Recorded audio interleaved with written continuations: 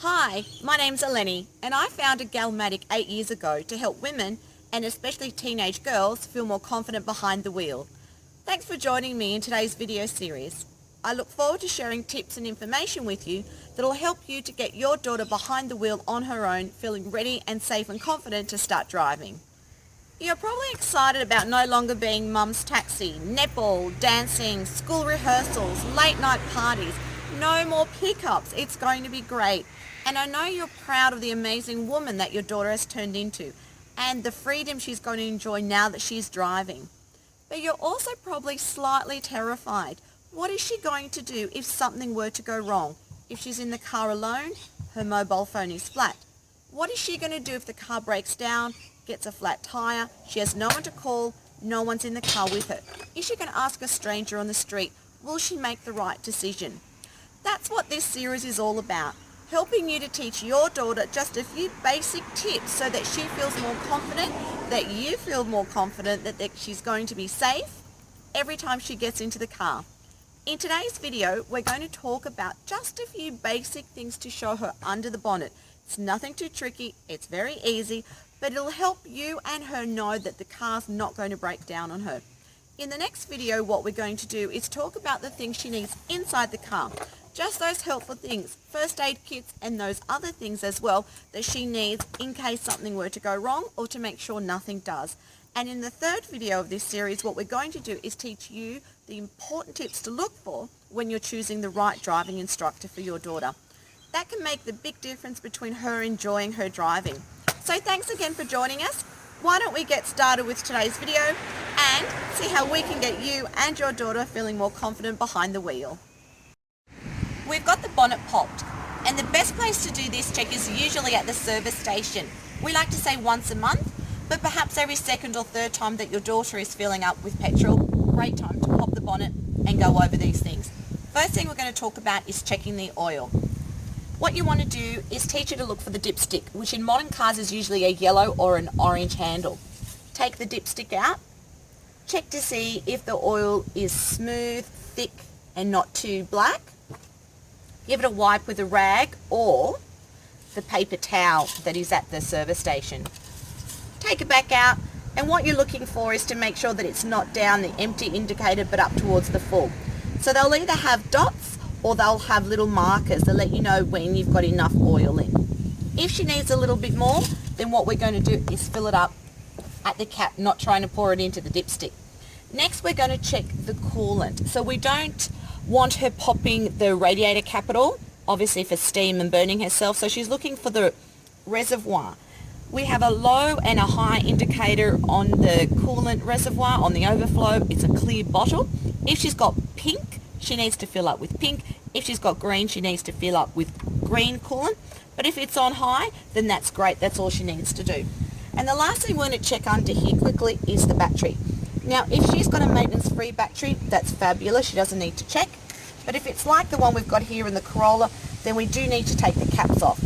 Look under each cap and make sure that the distilled water is sitting just above the plates. And if it is, then we're all good to go. If not, then we have to top it up with a little bit of distilled water. So that's what she's going to check under the bonnet. We're going to check two other things which she can do at the service station or she can do at home. You know that you're supposed to check your tyre pressure, but do you put it off because you're not quite sure how to do it? So what we're going to do is make sure we've got the actual components we need for the pump. So this part is going to connect to our tyre, and this is actually going to tell us how much tyre pressure we have and how much more air we need to fill. So what we're going to do is check our tyre placard, read the side wall of our tyre to see how much tyre pressure we need for our vehicle and the amount of load we've got and the type of tyres we've got. And we're going to set it. So either this one's set at 32, depending if we need more or less, we press the plus and the minus to get the tyre pressure we want.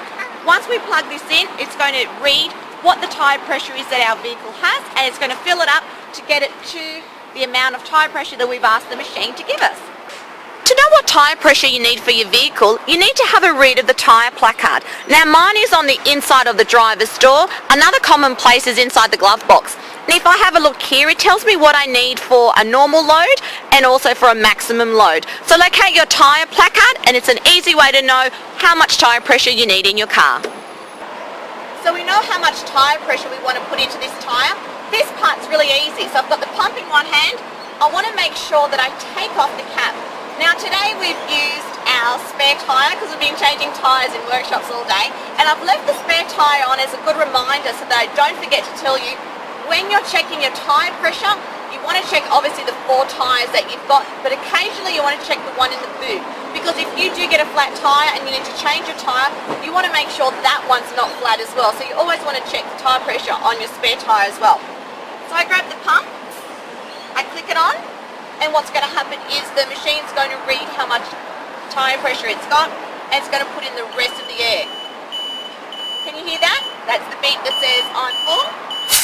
Press the clip that takes the pump off, and then I just put my cap back on. And it's that simple. So I'm checking this one, the other 3, and the spare one that you've got in the boot. The third thing we're going to check are the lights around the car. Usually the first time we know that our lights are blown are when the police pull us over and we're about to get fined.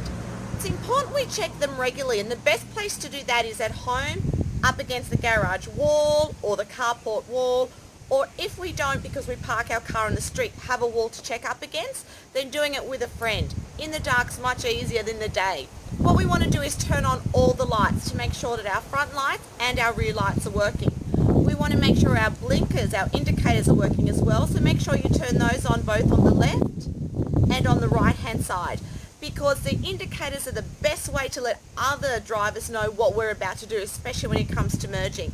Really important. Then the last thing we want to check are the brake lights. So making sure that we put our foot on the brake and get our friend, or if we're using the wall, to check the reflection to make sure that on both sides we've got that red light showing that our brake lights are working.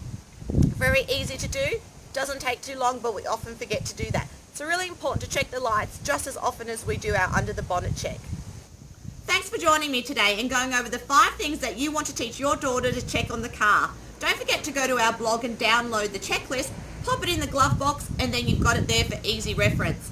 In our next video, what we're going to do is go over the essential things that your daughter needs in the car, so when she's driving alone, she feels safe and comfortable. My name's Eleni from Galmatic. Thanks for joining me today, and I look forward to seeing you in our next video.